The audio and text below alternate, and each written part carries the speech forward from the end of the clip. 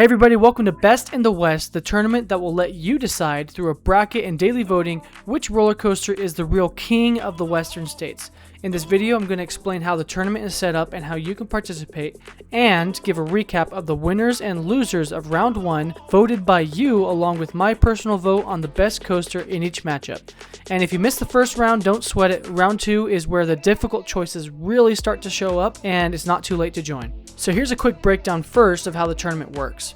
I took every coaster that is moderate to high thrill, not including alpine coasters, according to RCDB, from the western United States, being California, Oregon, Washington, Idaho, Montana, Wyoming, Colorado, Utah, Arizona, Nevada, and New Mexico. That adds up to 91 roller coasters across 11 states and 28 theme parks. Then, to get rid of any bias, I assigned a random number to each roller coaster and used that number to seed the roller coasters into a bracket. Because there are 91 coasters and I need at least 128 to have a perfect bracket, some roller coasters automatically received byes, which means they automatically advance to round 2. So remember, if a coaster you're thinking about in the West hasn't been voted on by the end of this round, it's because it's too tame of a coaster or they won't compete until round 2. For example, the classic Ghost Rider at Knott's Berry Farm lucked out and randomly got assigned to skip round 1. I also made this graphic showing 28 theme parks with roller coasters in the game. As more coasters get eliminated, I'll let you know when a theme park drops out because it has no more coasters in the tournament, and we'll see which theme parks last the longest. Just a heads up, there's a coaster in round 2 that's technically a log ride, but RCDB classified it as a coaster because of an upward section of rolling track, so I threw it in just for fun. How does the voting work? Each day I'll send out a poll on YouTube letting you vote between 2 coasters. It's that simple. If you subscribe and turn on notifications, it should make it a lot easier for you to stay tuned in the latest voting opportunities. We've had a brief pause in voting between round 1 and round 2, so stay tuned for when that comes out. Now on to the main event. Let's see how you voted and which coasters will advance to round 2, and I'll also give what I would have voted along the way. So our first matchup of round 1 is between Revolution, the classic looper at Magic Mountain, now called the Great American Revolution, and Aftershock, the giant inverted boomerang at Silverwood. They're both amazing roller coasters, but I gotta go with Aftershock here, and so did you. We got 26 votes and 69% of them chose Aftershock, and just like that, Revolution is eliminated. Now on to matchup 2, we have Journey to Atlantis, the classic water coaster at SeaWorld San Diego, and Wonder Woman, the record-breaking RMC single rail at Magic Mountain. They're both awesome rides here, but you gotta go with Wonder Woman with those whippy elements, and man, we got 100% of 23 voters voted Wonder Woman, so roasted Journey to Atlantis. Next up, matchup 3, we have Stunt Pilot, another RMC more compact single rail coaster, and Full Throttle, the premium ride Super Looper at Magic Mountain. Man, these are both awesome rides, but I don't think you can top that loop and top hat from Full Throttle. That's my vote. And out of 24 votes, 63% of you also voted for that. So Stunt Pilot is out and Full Throttle advances. Matchup 4, we have Sidewinder Safari at Discovery Kingdom and Wild Thing at Wild Waves. Wild Thing is a really simple aero looper, but I still gotta choose it because I'll take the looper over a spinning wild mouse. But the majority of you, 22 votes and 73%, voted Sidewinder Safari. So Wild Thing at Wild Waves is out of here, and Sidewinder Safari advances. Matchup 5 is Giant Dipper at Santa Cruz Boardwalk, one of the classic Woodies, and Twisted Colossus at Magic Mountain, a RMC dueling Woody. And man, I feel bad that Giant Dipper is going to get eliminated so early, but you gotta pick Twisted Colossus. And most of you did. There were 28 votes, and out of that, 14% voted for Giant Dipper. Twisted Colossus advances, and Giant Dipper is out of here. Matchup number 6, we have the Big Apple Coaster with one of the coolest backdrops being between all the casinos in Vegas, and Incredicoaster, the classic launching Intamin ride at California Adventure. And I've never ridden the Big Apple Coaster, but I gotta vote the Incredicoaster here. It's just such a great ride. And out of 27 votes, 89% of you voted the Incredicoaster, and so the Incredicoaster advances. The Big Apple Coaster is out, and just like that, the New York Hotel is out of the running because its only coaster got eliminated. Matchup number 7, we have Cliffhanger, the world's highest full-size coaster at Glenwood Caverns, and Spider, a pretty extreme spinning coaster that I'm actually going to ride today, the day I'm recording this, at Lagoon. And they're both great, but you can't beat Cliffhanger. That's my vote. And out of 20 votes, 60% of you voted that as well. I gotta say, Cliffhanger, do not underestimate it. It looks like a small, boxy ride, but it's got some pretty extreme elements. So just like that, Spider at Lagoon is out and Cliffhanger advances. Matchup number 8, Galaxy at Cliffs Amusement Park and Demon at California's Great America. I haven't ridden either of these. If I had to vote, I would say Demon. And actually, there are 24 votes, 88% of you voted Demon. So Demon advances and Galaxy is out. Matchup number 9, we have Hurricane at Western Playland and Xcelerator at Knott's Berry Farm.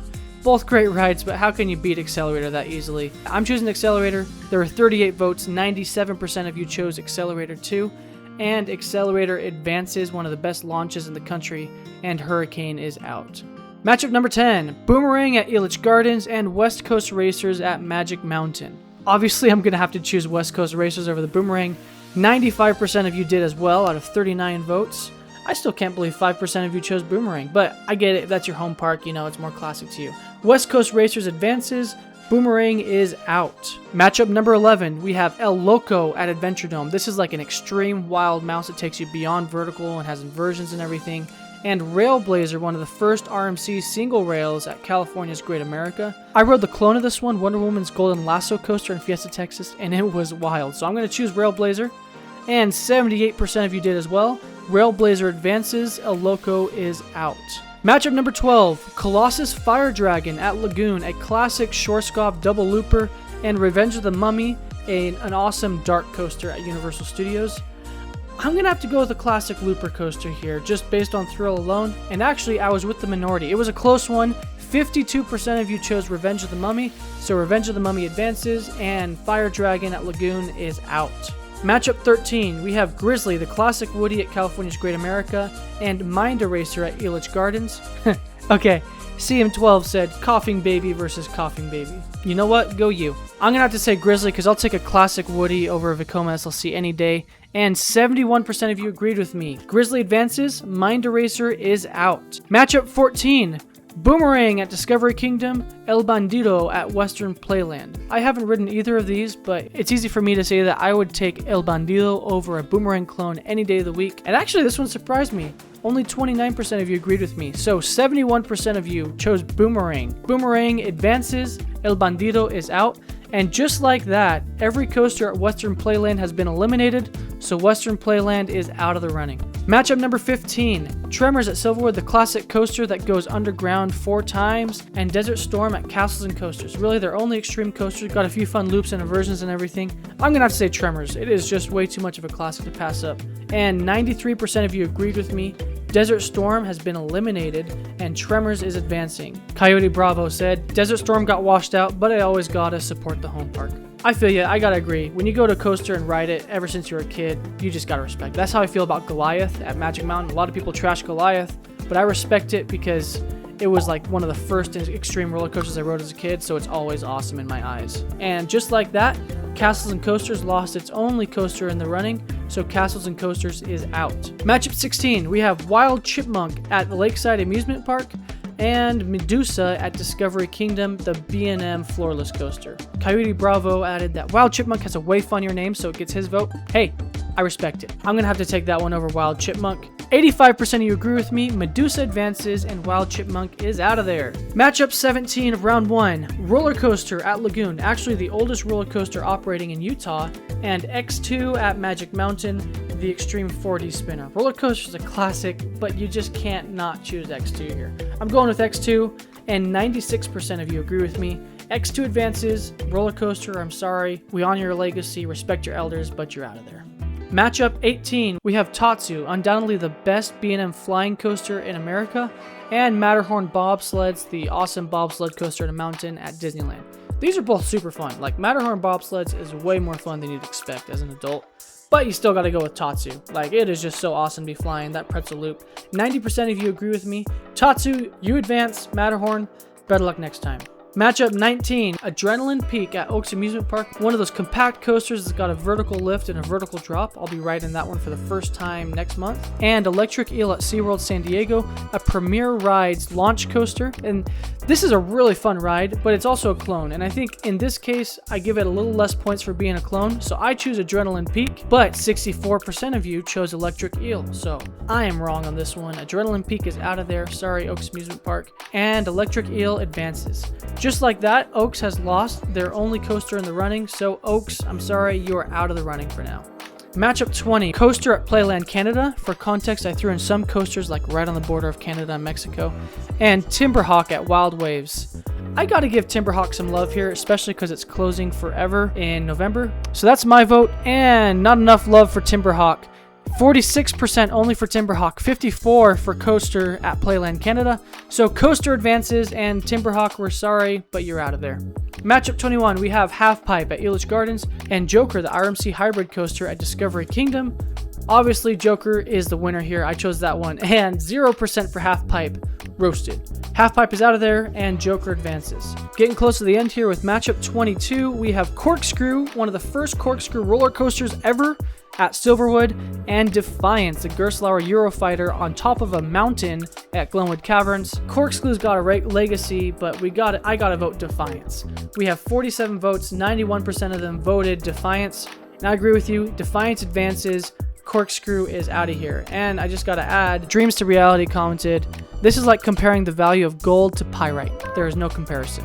But hey, you gotta respect your elders, man. Matchup 23, we have Thunderbolt, the launch coaster at Playland Canada, and Wicked at Lagoon. I think Thunderbolt's a pretty awesome standout coaster, but you know, it's up in Canada. I think it just didn't get the attention it deserves. I would vote Wicked because I've ridden it and I've loved it, but we have someone who added here, Thunderbolt might be one of the most underrated coasters ever. So if you're listening, go ride it and see if that's true. Matchup 24, we have Psycho Mouse at California's Great America and Sidewinder at Elitch Gardens. Sidewinder is the rare kind of shuttle looping coaster. You don't see that much anymore. I would vote Sidewinder. 67% of you did too. So just like that, Sidewinder advances. Psycho Mouse, you're out of here. Day 25. Batman at Discovery Kingdom, the SNS Freespin, and Ninja at Magic Mountain, the suspended swinging coaster. The SNS Freespins are a ton of fun, but like I said about clones, I typically would prefer an original ride to the clones, so I'm going to vote Ninja, and 80% of you did too. Ninja, you advance. Batman, get out of there. Day 26, Superman, the Premier Rides launch coaster, and Klondike Gold Rusher at Wild Waves. So Superman, I would honestly give this one my vote, even though I said that I don't like clones too much. I just think it's got to be a typical Wild Mouse coaster. 94% of you agreed. Superman advances. Gold Rusher is out of there. And just like that, Wild Waves in this round 1 has lost all of their 3 coasters in the running, so they are out of there. And they're also closing down forever in November, so rip to them. And the last one, matchup 27, we have Cannibal, the extreme coaster with an over 200-foot beyond vertical drop at Lagoon, and Underflow, the fun spinning coaster at Santa Cruz Boardwalk. I'm riding Cannibal today. I'm going to say Cannibal is awesome. 88% of you agree. Cannibal advances, and Underflow, you're out of there. And just like that, Santa Cruz Boardwalk has lost their 2 coasters in the running, so they're also eliminated. And that's it for round 1. Hopefully you agree. It seems like some percent of you might have been on the other side like I was. But round 2 is coming up. Stay tuned for the post so you have your chance to vote, and we'll find out which coaster is the best in the West. And that's a wrap on this video. If you liked the video, please like it. And if you're new here and want to stay in the loop for more content like this, make sure to subscribe and hit the bell icon, and it would really help out the channel too. Here's what's up at Jimmy Does Coasters. I make content about things like park and coaster ratings, park improvements, roller coaster POVs, park predictions, monthly news, and more. I make a new video every week, and whenever I have an available slot to fill, I let you vote on which video should come next. I also post a weekly YouTube poll for Matchup Monday to let subscribers vote on some of the biggest coaster debates, which will tally up at the end of the year for a recap. Also, if you want a sneak peek of my rough draft schedule for the next few weeks, you can check the banner photo on my channel's homepage. I'll keep that updated as new videos roll out. I'm also on Facebook and Instagram, and if you want to follow me there, my handles are in the video description. If you've made it to this point of the video, you're awesome, you're a real one. Have an awesome day, and I hope your next coaster ride isn't too far away.